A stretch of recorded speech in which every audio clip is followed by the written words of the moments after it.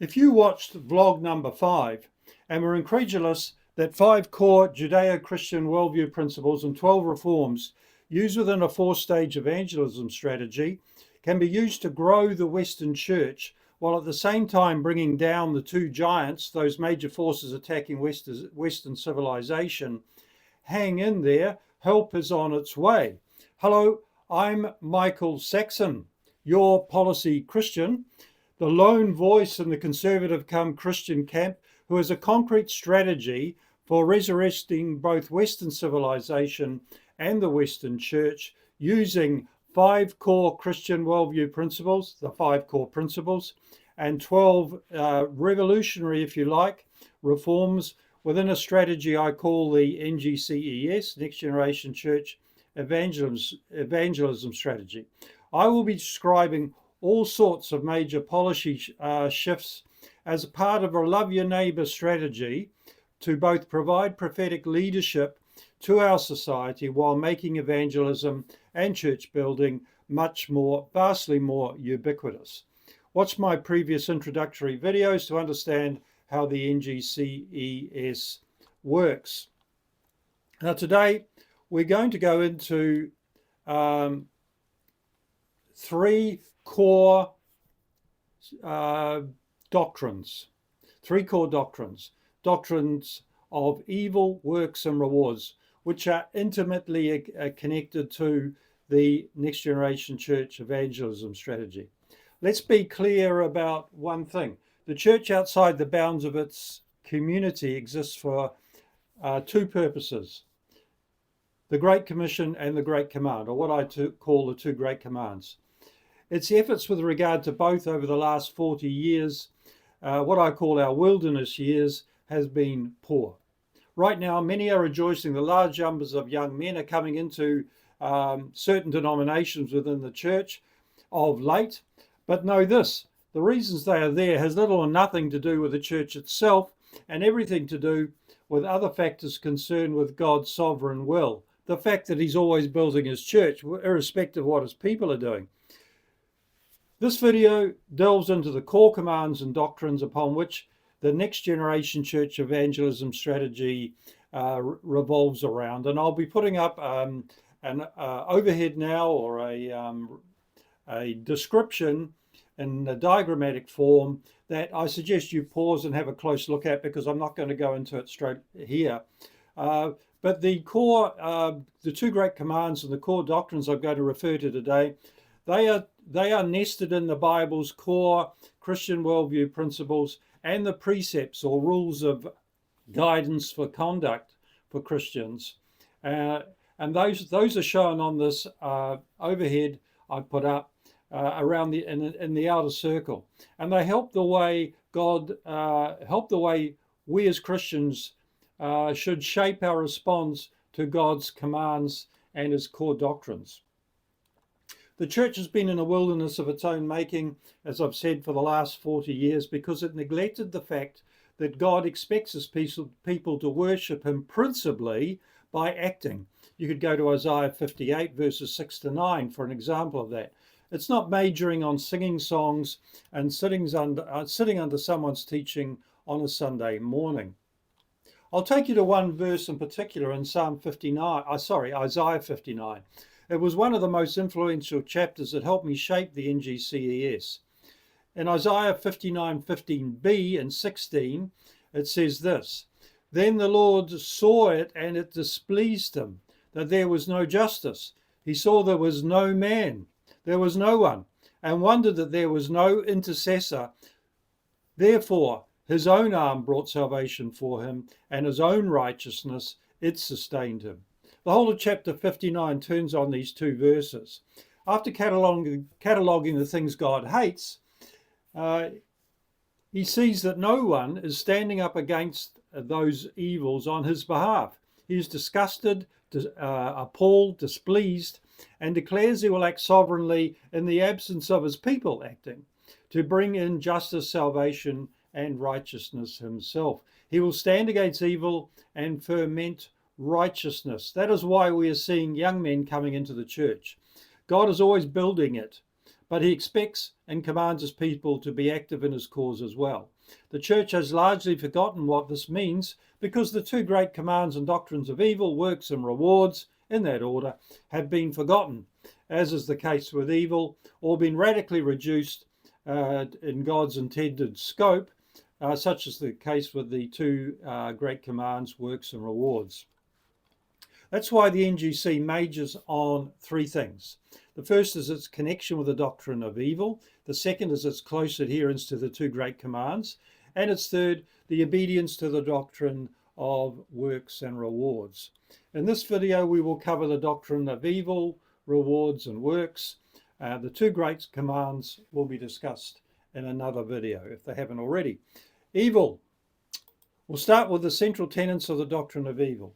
This has been largely ignored by the Western Church during the last 40 years of its wilderness experience, as it tilted heavily towards a personal piety at the expense of the two great commands. And there's reasons for that we can go into later.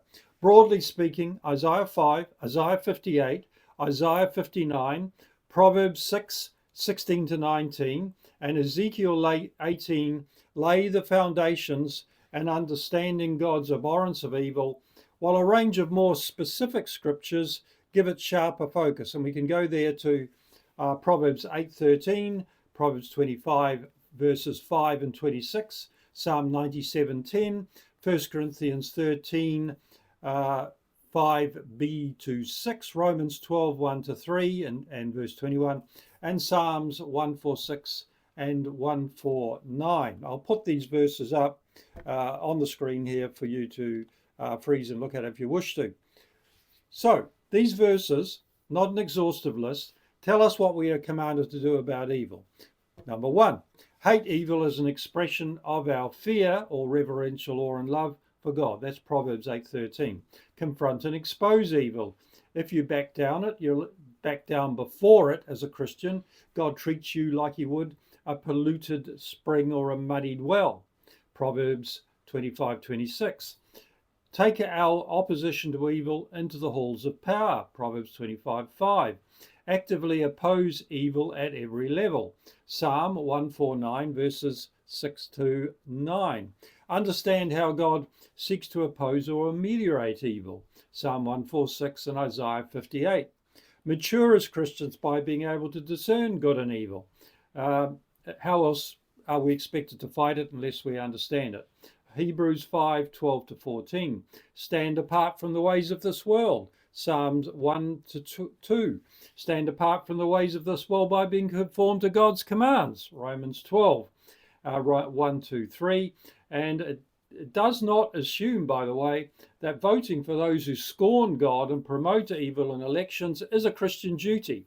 That is why this channel is about a strategy that uses a Christian politics to further both the Great Commission and the Great Command that exists outside of secular politics. And finally, prove our love for God by obeying his commands. 1 John 5:3 and John 14:21. And the verses above all relate to his commands to hate evil. So hopefully you should now see why the doctrine of evil is so important. No wonder the Western Church drifted into a wilderness by neglecting it.